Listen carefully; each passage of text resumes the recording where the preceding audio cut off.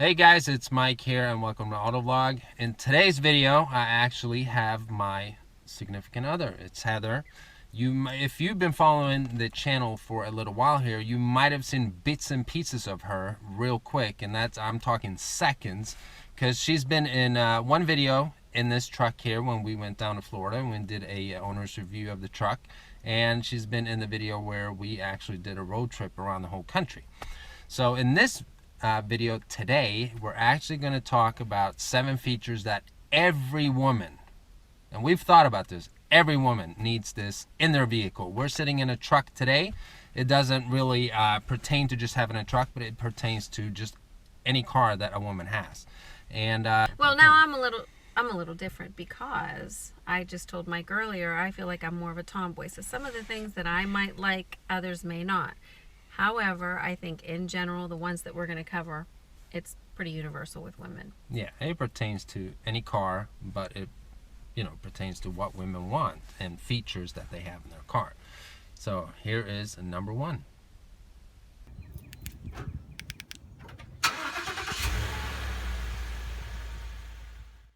So number 1 is the remote start for a vehicle. Absolutely have to have for women, especially those of us that live in the northern states, any states that are colder, or throughout the world. I remember a time lots of years ago when there wasn't such a thing. And if you can't park in a garage, I mean, you have no other choice but to just scrape and scrape and scrape, and then you end up cussing, and it's cold, and it's just a mess. So when the remote start came out, it was just it was a godsend for women. So I think that that's absolutely a must-have for us. If it's especially if it's an option, which it is for most vehicles nowadays, I would say, the modern ones, that that's one of the most important things that we want to have, I would say, hands down. If you live in a cold state, even if you don't, if it gets a little bit cold, we want the remote start. Also, I lived in Florida for a number of years, and I still visit there frequently. And one of the really good things about having a remote start is for the cooling too. So, if you're at the beach and it's really, really hot, wherever you are for the day, if it's just a really hot place, you have the remote start, you can have it set on the cooling settings, and by the time you get in the car, it's nice and cool, you're not sweating, your makeup isn't melting off, you're ready for work, all those things. So it's good for heating up the car, preventing having to have to, scrape off all of the ice and snow, and to have it nice and cool, especially if it's on a work day and you want to maintain, that fresh look. So this number 2, second most important feature, I mean, I don't know if we should put these in any order, but for me, number 2 would be the backup camera. Women drivers, we always kind of catch a lot of slack from these guys about how horrible we are, but I disagree with that. However, I do appreciate the backup camera, especially because I'm in a big vehicle, and you really can begin to rely on that. It takes a little bit of time to adjust to that, because you're just so used to using your mirrors and turning around and sort of just doubting yourself. But it's really, really a good feature because it's safe. It can detect how close you are to other things behind you. So absolutely the backup camera. And as moms, we want the most safety as possible. So backup camera is number 2 for me. And yeah, absolutely. And I think that goes for men as well. I mean, a lot of men will say, I work in the car business, as a lot of you know, and I deal with a lot of different type of men. They're my age, they're younger, and then they're older. A lot of truck guys, they'll say, like, I don't need no backup camera. I have the mirrors, that's what they're for. And no directions. I mean, that's what it's like. But when you get to know your backup camera, if your first car that you have that has a backup camera, whenever you start getting used to that feature, you will never ever live without it. That is, a plus for whether it's a man or a woman. Yep. Yeah, absolutely. You become so used to it, and it's just, once you become used to it and you trust it, it's one of those things you'd never go back to not having one. You just always would have to have one going forward after that. Do you agree with that? Yep, it's a great supplemental feature. Yep. So number 3. Number 3 is vanity mirrors, but not just vanity mirrors with lights.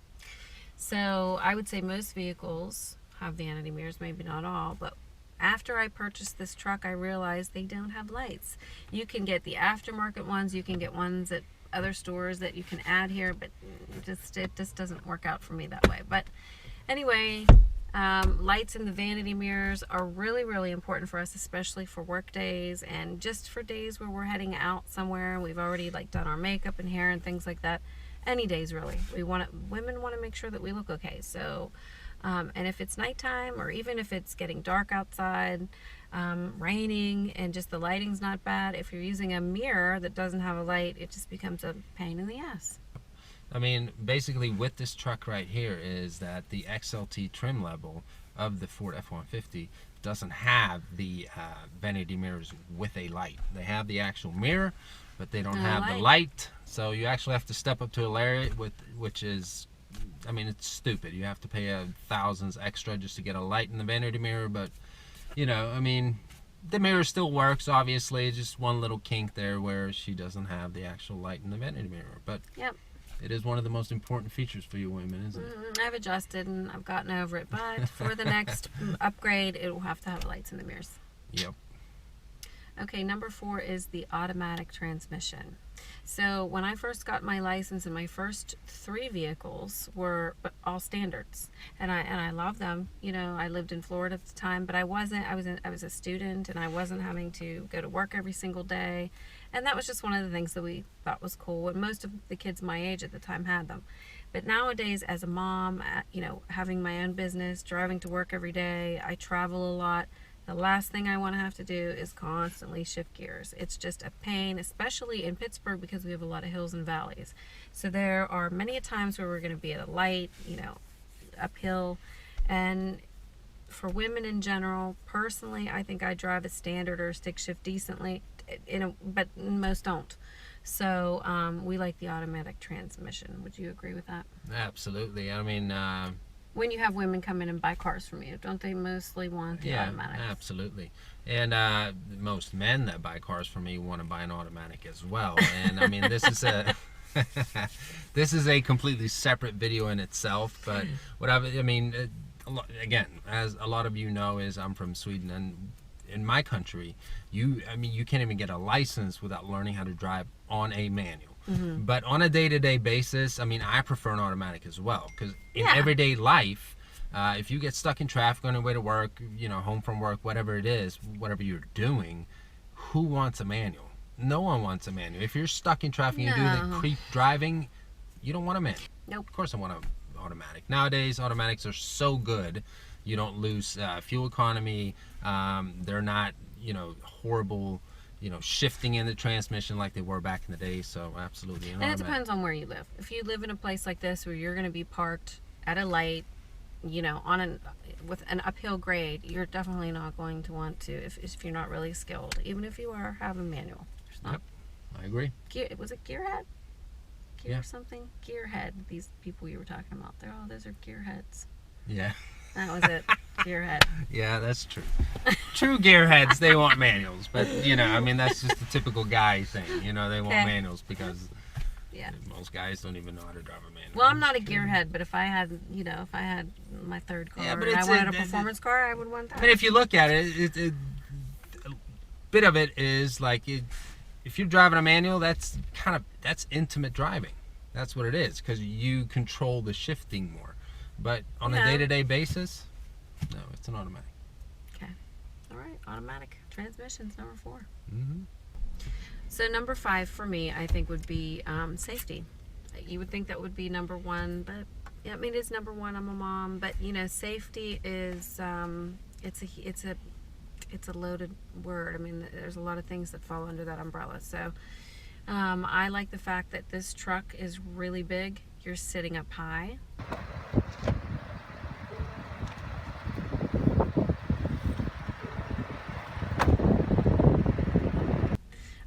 Most women these days really like SUVs. You know, they like cars, but you know, Mike just told me earlier that one of the things they like the most, a lot of the cars that they look at when they come in to purchase vehicles, one of the first things they look at is the SUV.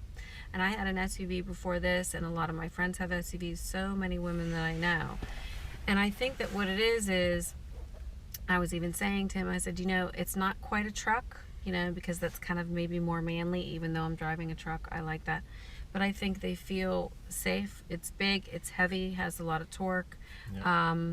If they have children, which most of us do, it depends on the demographic. Even the ones that are younger that don't still love the SUV, especially in this area or areas where you have to drive in the snow. And there's a lot of room. The other thing too is we have a lot of, we can sit up really high. We can see everything. We sort of feel like we're a little more in control. I like a car too, I had a BMW for years. I had a 300ZX, but I still, if I had to choose one vehicle, it would be, a truck or an SUV because of the safety and just, the perspective where you are. You're sitting up high. You don't feel so vulnerable around the big semis and other trucks and things. And, we like that. We like that safety feature. So number 6 would be space, storage. Women like a lot of space. We like a nice big glove box. We have a lot of papers. We have a lot of junk. Okay, give us a purse the size of Texas, we'll fill the whole thing. You saw a clip earlier of my junk, and I'm a pretty organized, neat person, but I am. Okay, no, I am. I clean up after his ass all the time. Hon, I am. Okay, you are. Whatever you say. That's going to be edited. You're not going to be laughing and saying that. Yes, Anyway, I have a 6-year-old, okay? We need a lot of space. So whether it's a truck, whether it's an SUV, I personally like the truck. I've said for years, my next vehicle is going to be a truck because I like the bed. For instance, today we have to get a piece of plywood for the bed. I carry a lot of shrubbery in the summertime. When I go to the beach, which is a lot, I have sand all over my chairs. I just need the bed a lot versus, if I had an SUV, there would be stuff all in the car. So a lot of people can relate to that. I've always said that if you have 2 cars in the family, one of them should at least be a truck. If only one, it should be a truck. But a lot of people disagree. If not, at least an SUV because, you have a nice... And if it's not, you have to get women like a car with a big trunk, whether we're carrying strollers, groceries, and just from shopping, whatever else, whatever we need, we just need, a lot of storage. I have a nice big console here. I have a good glove box. I have some more storage under the seats, and then I've got the bed in the truck. And the back seat has a lot of room, a lot more room than I thought. And this is... a super cab. Yeah. So if you had a crew cab, I mean, it's like you have a living room back there. But yes. And I was surprised when I got this truck. When you showed it to me, I thought that the back seat would be a little bit closer to the front seat, that there would be less leg room. And it's not. It's just like a car. There's plenty of room back there. So space and storage. I really like that, especially this middle console. Yep. And it's just, it's convenient and comfy because, we can both rest our arms on here. How many times do you get in a car and you're like fighting for elbow room with somebody? So that doesn't occur when you have something this big. So that's good. Yeah, that's very true. I mean, I work in the automotive sales industry, so I have a lot of women, customers of mine who most of the time they want an SUV. Not many times do they want a truck. They come in if their husband wants it. She's very different, and I like that. But they definitely want an SUV that has a lot of room, whether it's for their kids or just for loading groceries and that kind of thing. So that is very true. And in our case here, we have a truck, and you can't find a vehicle that has better room than a truck. I mean, there's tons of cubbies all over the place and just room to put random crap. And I'll just speak for women. I have a small, I call it the shuttle, and then I have the mothership Louis Vuitton purse. It's huge. And then my little one, it's small. It doesn't matter for women. Whatever space you give us, we're going to fill it up. So it wouldn't matter if this whole half side of the truck was storage, it would be filled. Fill mine. So we want a lot of space just to fill it up with more junk. And number 7 is the stereo system. I think most of us, I'm going to vouch for most of us, even like the older ones, they want to hear whatever jams they're listening to from 1950s, 60s, whatever. But we like a good stereo system. It takes our minds off of all the stuff we have to worry about, which you guys haven't done around the house and things like that. Okay.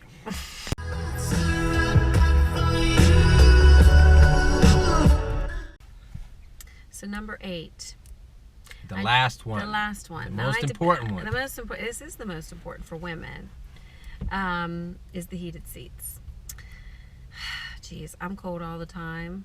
And it's cold here in Pittsburgh a lot. And even when it's rainy in some other places. Even when it's warm, you want your heated seats. Yeah, for me, because I'm always cold. I'm always cold. True. I know that. But I just know that for most women, you told me too, when they come in and purchase vehicles from you, that's one of the first things they mention is the heated seats. It's so nice and cozy and comfy.